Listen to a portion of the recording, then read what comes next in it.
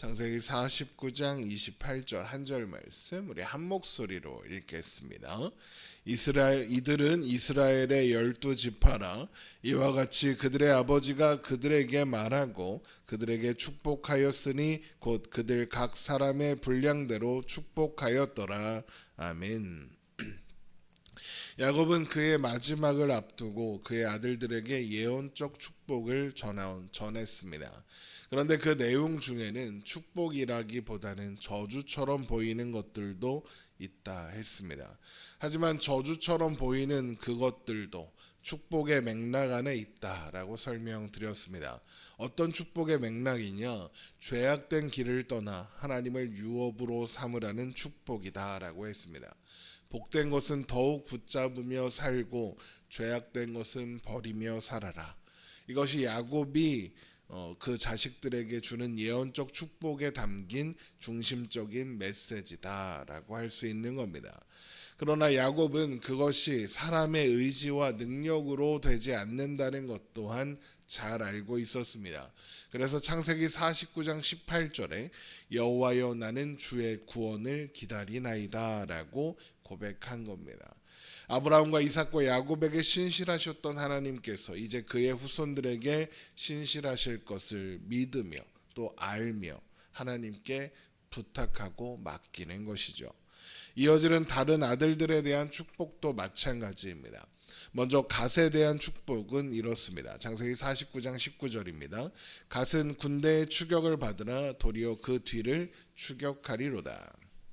이 말씀은 훗날 1차적으로는 훗날 갓지파가 유업으로 받게 되는 길르앗이라는 땅이 그 지리적 위치로 인해서 외부의 침입에 자주 노출될 것을 예언하는 것입니다.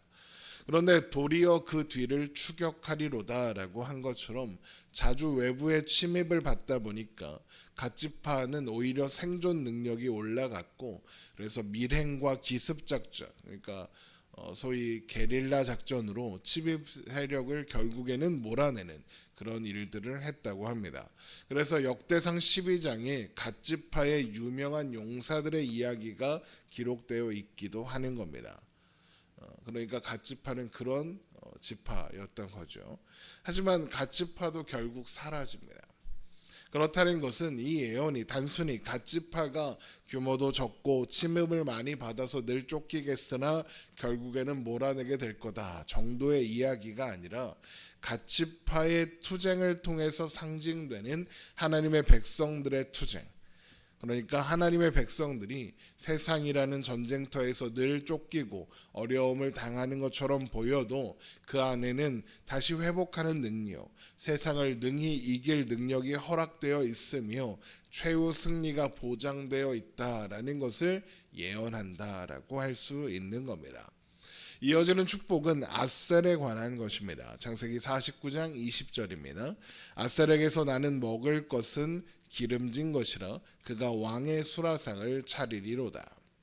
이 말씀은 훗날 아셀 지파가 차지하게 되는 갈릴리 호수 서쪽의 기름진 땅에 대한 예언이기도 하겠지만 하나님의 백성들이 하나님 안에서 누리게 될 풍요로움과 번성함을 예언하는 것이기도 합니다. 하나님의 백성들은 하나님 안에서 있을 때 가장 행복할 수 있다라는 이야기를 하는 겁니다. 그래서 창세기를 기록한 모세도 그의 유언과 같은 신명기에서 하나님께서 약속하신 풍요로움에 대하여 말하며 하나님 안에서 하나님을 의지하고 하나님의 말씀을 따라 살아라라고 여러 번 강조하고 있는 겁니다. 그 다음으로 이어지는 축복은 납달리에 관한 것입니다. 창세기 49장 21절입니다. 납달리는 노인 암사슴이라 아름다운 소리를 바라는도다. 암사슴은 성경에서 아름다움과 자유를 상징하는 동물입니다. 그래서 이 말씀은 하나님의 백성들이 하나님 안에서 누리게 될 아름다움과 자유에 관한 예언이라고 할 수 있죠. 또한 그래서 아름다운 소리를 바란다라고 하는 겁니다. 가장 아름다운 소리가 무엇이겠습니까? 하나님으로 인하여 평안하고 만족하며 안식하는 하나님의 백성들이 하나님을 찬양하는 소리가 가장 아름다운 소리인 겁니다. 이어지는 축복은 요셉에 관한 것입니다. 창세기 49장 22절입니다. 창세기 49장 22절. 요셉은 무성한 가지 곧 샘곁의 무성한 가지라 그 가지가 담을 넘었도다. 활 쏘는 자가 그를 학대하며 적개심을 가지고 그를 쏘았으나 요셉의 활은 도리어 굳세며 그의 팔은 힘이 있으리 이는 야곱의 전능자 이스라엘의 반석인 목자의 손을 힘입음이라. 내 아버지의 하나님께로 말미암나니 그가 너를 도우실 것이요 전능자로 말미암나니 그가 내게 복을 주실 것이라. 위로 하늘의 복과 아래로 깊은 샘의 복과 젖먹이는 복과 태의 복이로다. 내 아버지의 축복이 내 선주의 축복보다 나아서 영원한 산이 한없음 같이 이 축복이 요셉의 머리로 돌아오며 그 형제 중 뛰어난 자의 정수리로 돌아오리로다. 요셉의 축복은 크게 세 가지로 정리할 수 있습니다. 첫 번째는 22절에 있는 것처럼 무성한 가지가 상징하고 있는 번성과 번영이고, 두 번째는 23절에서 24절에 있는 것처럼 적대를 당해도 야곱의 전능자시오 이스라엘의 반석이신 목자 곧 하나님께서 보호하신다라는 거고, 세 번째는 25절에서 26절에 있는 것처럼 위로 하늘의 복과 아래로 깊은 샘의 복과 젖먹이는 복과 태의 복을 받아라 라는 것이었습니다.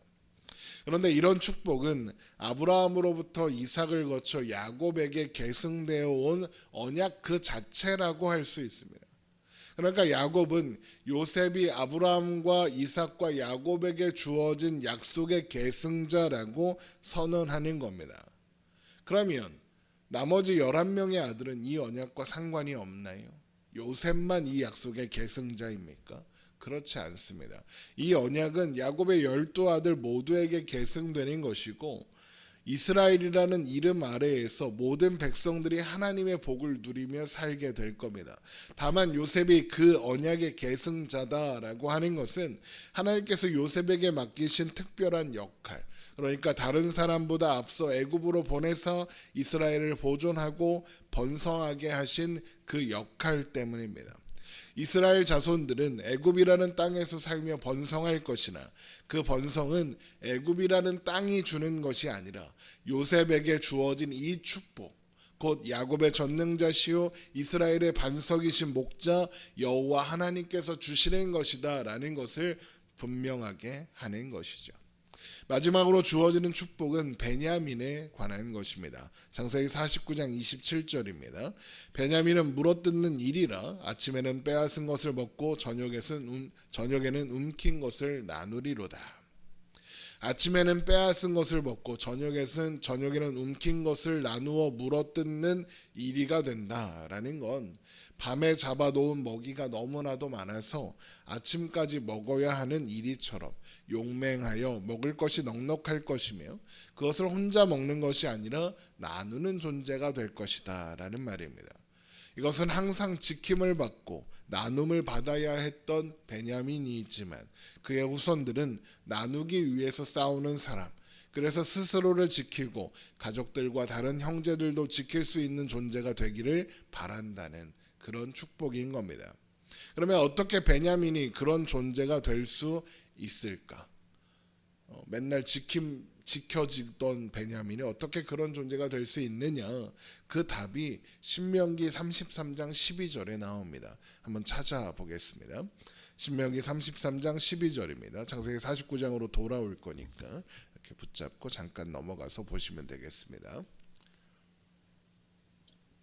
신명기 33장 12절입니다. 신명기 33장 12절.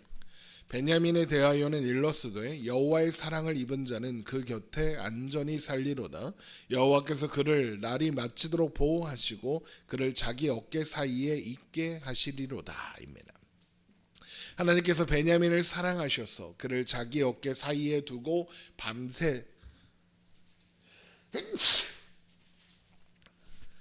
밤새도록 지키신다는 겁니다. 하나님이 지키시는 사람이라서 다른 사람도 지킬 수 있는 사람이 될 거다라는 예언이 지금 창세기 49장에 나오는 베냐민을 향한 야곱의 축복의 내용인 겁니다. 그리고 여기까지가 야곱이 그 아들들에게 주는 예언적 축복의 내용입니다. 창세기 49장 28절입니다. 이들은 이스라엘 12지파라. 이와 같이 그들의 아버지가 그들에게 말하고 그들에게 축복하였으니 곧 그들 각 사람의 분량대로 축복하였더라. 각 사람의 분량대로입니다. 하나님께서 각 사람에게 주신 분량이 있고 기업이 있고 역할이 있다라는 거죠. 12지파의 운명은 각 지파의 능력과 실력에 달린 것이 아니라 하나님께서 그들에게 주시고 맡긴 것에 있다라는 이야기를 하는 거죠. 그리고 하나님은 맡겨놓기만 하고 돌보지 않는 분이 아니십니다. 영혼까지 돌보시며 보호하시는 분이시죠. 야곱에게 그러셨던 것처럼 말입니다. 이렇게 모든 축복을 마친 야곱은 다시 한번 자신을 가나안 땅 마므레아 막벨라 밭에 있는 굴, 아버지 이삭과 어머니 리브가, 할아버지 아브라함과 할머니 사라, 그리고 자신의 아내 레아가 묻힌 그곳에 장사 지낼 것을 당부하고 그의 마지막 숨을 거둡니다. 창세기 49장 29절입니다. 그가 그들에게 명하여 이르되 내가 내 조상들에게로 돌아가리니 나를 햇사람 에브론의 밭에 있는 굴에 우리 선주와 함께 장사하라.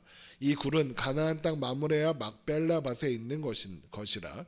아브라함이 햇사람 에브론에게서 밭과 함께 사서 그의 매장지를 삼았으므로 아버지 아브라함과 그의 아내 사라가 거기 장사되었고 이삭과 그의 아내 리브가도 거기 장사되었으며 나도 레아를 그곳에 장사하였노라. 이 밭과 거기 있는 굴은 햇사람에게서 산 것이니라. 야곱이 아들에게 명하기를 마치고 그 발을 침상에 모으고 숨을 거두니 그의 백성에게로 돌아갔더라. 이 마지막 야곱의 유언은 단순히 야곱을 가나안 땅에 장사 지내야 한다라는 의미가 아닙니다.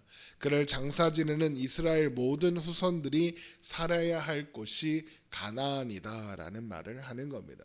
물론 이것은 지리적 의미의 가나안을 의미하는 것은 아닙니다.